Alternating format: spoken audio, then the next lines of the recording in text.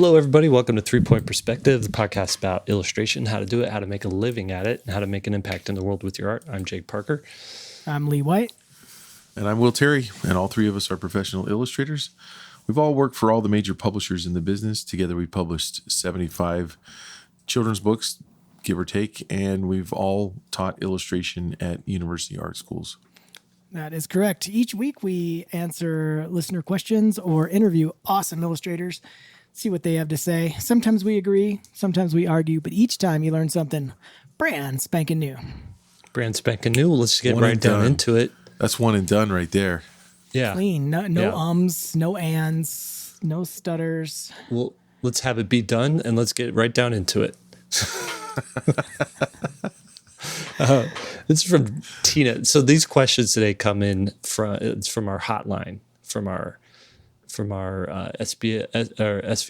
our 3 Point Perspective hotline. These people are direct supporters of the show.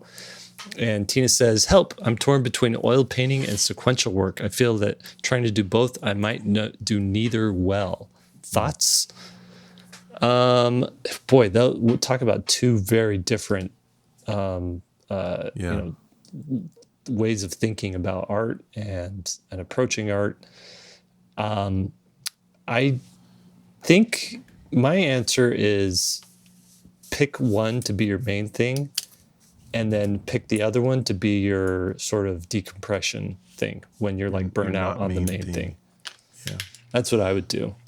I couldn't do both. In fact, I've always said, I keep telling my wife, Lily, that I want to do plein air painting. I want to take oils out there in the field and do it, but I just don't have the time right now because everything's going into my sequential work, and I don't want to be divided. I want to stay focused because I'm on a money-making goal, trying to flesh out my retirement, and ain't nothing going to stop me. And then when I have time, I'll do that for fun. It could be the other way around, though. Maybe you're making more money.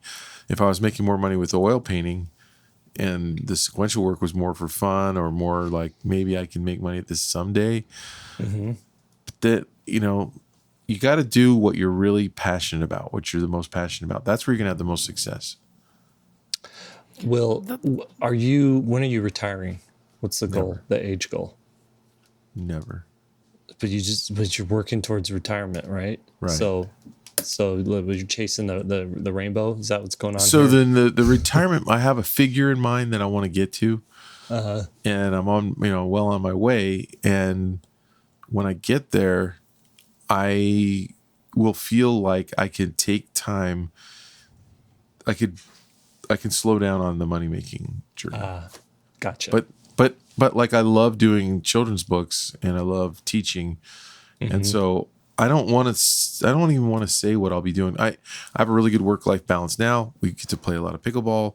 We travel sometimes, less this year, but no, I see a lot of people that are sad in retirement that just feel like they're just waiting around to die. I don't want that. Right. I love creating. That's what's so great about illustration is we're doing it. Oh, you should be doing it for fun. Right. And so why would that ever stop? Right. Exactly. That's true. Well, So- you just stated the name of my next picture book. It's called Waiting Around to Die. It's just people in retirement just sitting there. A picture book for the 65-year-old plus crowd.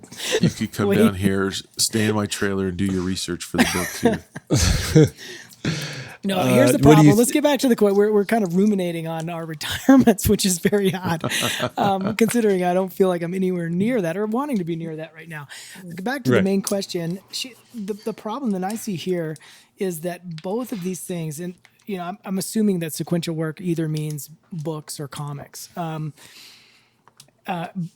Sequential work in that capacity and oil painting are both very long-term goals. They're not easy career paths in the short term. And so it's tough to even say focus on one and then have the other one as an A and a B because they're both long-term sort of payoffs. And so you got to see what do you? I mean, if it's to be a pro and to make a living at this, if it's just to do it, you can just do both of them and alternate between them. It just depends on what the goals are. But if it's to be a professional, you got to start thinking about what's the short term payoff and path, and how do you get there? Because dabbling in both these is going to take forever. Right. I kind of feel like the time between starting down a career path and actually getting like financial stability success, like middle class lifestyle success in that path, if you're doing comics or oil painting or some like book covers or something along those lines, where it's very much you have to have a lot of skill and a lot of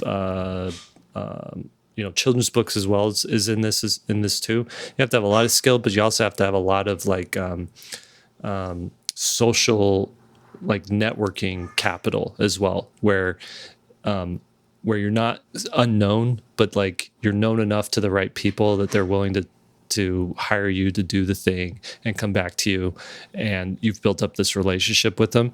I feel like that takes 5 to 10 years for people to get to that point, unless you're some phenom that's like, coming out of the gate with just bangers. But if you think about it, like to do your own solo show that sells out as an oil painter, how many pieces do you need? Oh man, 20 at least, and then the gallery takes 50%. Don't forget about that. Right. And that takes years to build up to get a solo show. You want more? You want more like 30 or 40, don't you? If you can do it, it's hard to do that. Yeah. So to get 30 pieces, how long does an oil painting take? A month? Well, if you're painting still life, it's going to be quick. But then, what's the sales potential of a still life? Not much. And so, in order to have, it's just a very, very, very difficult road. Right. To travel. And then comics, if you're going to go get a job at Marvel, they're going to start you off on one of their lower books. They're going to pay you a $400 page rate, and you're going to work just drawing comics. You're going to work at Marvel for years before you ever put on a book that makes a ton of money, right? Mm-hmm. If you're doing the graphic novel scene for like publishing, children's publishing, like the middle grade sort of thing, they don't just hand you a book deal unless you've done some comics, unless you have something to prove, whether it's a web comic that you've done for years and can prove that you have an audience, or whether you've, been a part of, prestigious or some anthologies that have some prestige to them or some notoriety to them. So it just takes time for these particular things to get going. Do you have a partner that you live with, a spouse, a family that you're a part of that can like cover some of the bills so that you can spend 40 hours a week working on this and it not making a ton of money? Or do you have a day job and you're working at it nights and weekends that you could devote to it, to come to it? So I think the long and short of it is these types of careers take time for you to get off the ground. They take time for you to get good at them. And I think you got to focus on one before you to get that kind of success. Now, if we're talking amateur time or pro amateur, where you're super satisfied of just having it be a side thing, then I think you go back to my original answer, which is pick a main thing and then pick a burnout thing, like something you can fall back on when you're a little bit burned out on that. Yep. Good answer. Okay, next one, Jason. How long did you guys take to get to a point where you could finish illustrations within a reasonable time frame? I'm working on pieces for several book dummies, and it takes me around 2 weeks to finish a single fully rendered full bleed spread to a standard I'm happy with. 75% of that process is pure suffering, mostly battling color, with only at least 25% being smooth sailing. 2 weeks is obviously too long to make a living, so I'm hoping with a couple of years I can at least have that time spent. Thanks. Can I answer this one? Go for it. I'm going to speed Jason. This is a lot of times our answers are, I mean, the questions are so difficult because they're life choices and we don't necessarily know them. But this one, I can help Jason out immediately. The problem that he's doing is not enough prep work. I was in this exact same boat as probably both of you were, until you figure out that planning and prep saves so much time on the back end. So my process is loose sketches where you know it's loose and you're not trying to draw a pretty picture. That's one, and that's easy. Everything's loose. Second stage is clean up your sketch. That should happen in, that process a day at most 2 days, but most of the time that can happen within a single day. Get a bunch of loose sketches, pick one that you like, and clean it up. And then this is where the change happens. A lot of people could go right from there and they start painting, and that is a recipe for 2 weeks of disaster. The next step is do a couple of lighting studies or black and white studies on what the value structure is going to be, and then do a couple of small color studies where the color it doesn't take a long time to render a table or a thing. You can say, hey, the table's brown or the table's blue or the wall is, whatever color, and figure out just what the colors are based on the value pattern that you already did the lighting, your lighting and light and dark pass.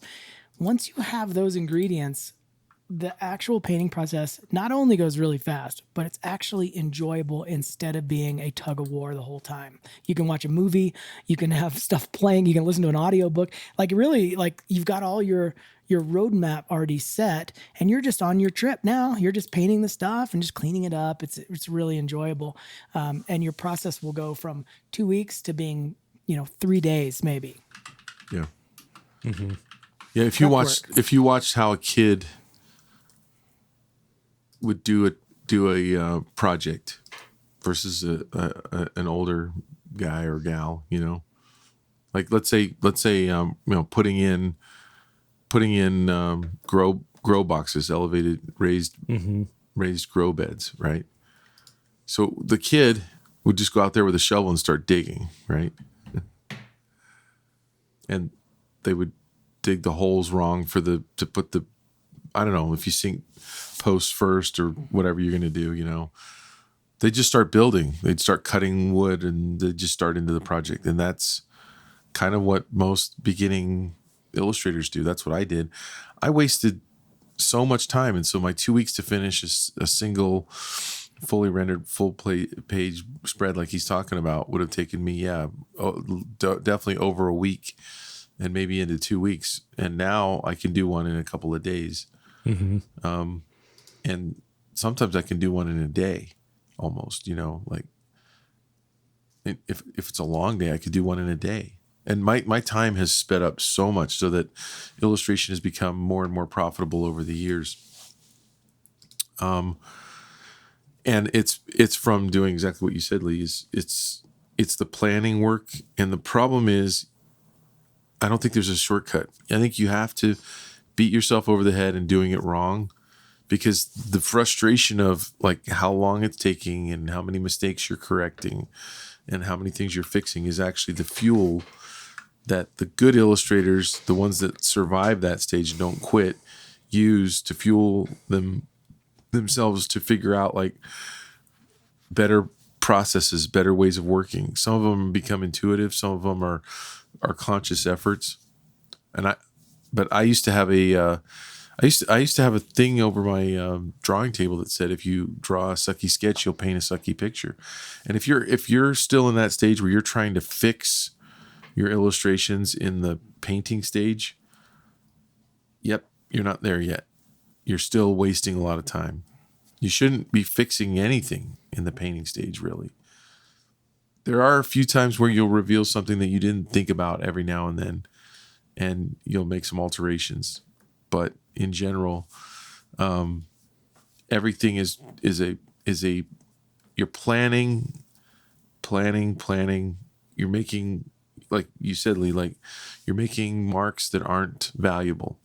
You're making adjustments that aren't valuable. You're keeping everything in the planning stage as long as you possibly can before you start adding value. Once you start adding value, you don't want to change. You stay on that bad path because you put value in that shouldn't be there, but you want to preserve that value, so you don't want to change it, so you stay on that bad course of design. Yeah. It's funny that when I had students when I first started teaching, where I taught just like all the other terrible Illustrator teachers, maybe I shouldn't say that, where the focus is you give an assignment, the students go home or whatever, start working on the assignment, and then later they put up the finished piece, and that's what you talk about, the finished piece. Yeah. And it was a disaster. The students would come in with the work half done because of this problem. They didn't get enough time to finish it, or whatever the case is, wherever they got hung up during it. So I changed as I became a better instructor and saw this process playing out over. I'm glad Jason asked this, because so many students struggle with it. It's not just one or two, it's everybody. And so I started giving assignments where I didn't grade the final piece. I graded the process along the way. So I graded your thumbnails, and then I graded your black and white studies, and then I graded your color studies. And then the finished piece should just be a byproduct of that. And I stopped caring about that. And the funny thing is, I got so much resistance right in the beginning. Oh, I don't like doing thumbnails, or I've never done a color study or whatever. And then all of a sudden everybody's speeding up and they're like, oh my gosh, it's so much better. So when you start focusing on that process instead of the finish, things just move right along. Mm-hmm. Some don't you think too, though, part of what helps speed you up is you can visualize your finish a lot sooner? I mean, I think experience helps. I think from what Jason's saying, he's got a 2-week process, and that whole process was miserable. So we take somebody like Jason, give him this workflow process. It takes him from 2 weeks to 3 or 4 days, and it's actually enjoyable. So that's the first level. And then what happens is what you're talking about, where you go from 4 days to 3 days and 3 days to 2 days, and it's still enjoyable. And you start to understand what each stage really looks like and what each piece wants. And then it goes to where my illustrations now, I can do them in half a day. From start to finish, from like, hey, I want to make something to I'm posting it to Instagram. That's about a 5-hour process. That's pretty cool. Yeah. I mean, you guys thoroughly answered that, and I'll just pipe in that for me it tracks. Like, the more it's going to get faster the more you work on it, and the more you figure out process. Yeah. Next question. You guys good? Brian Lynch, future plans for SVSLearn. One is I think we've talked about it before, but we really want to start a class called Self-Publishing Pro.